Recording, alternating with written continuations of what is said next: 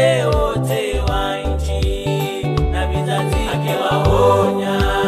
wazee wote wa nchi na vizazi vyao. Neno nilimtia Yoeli mwana wa Bethlehemu,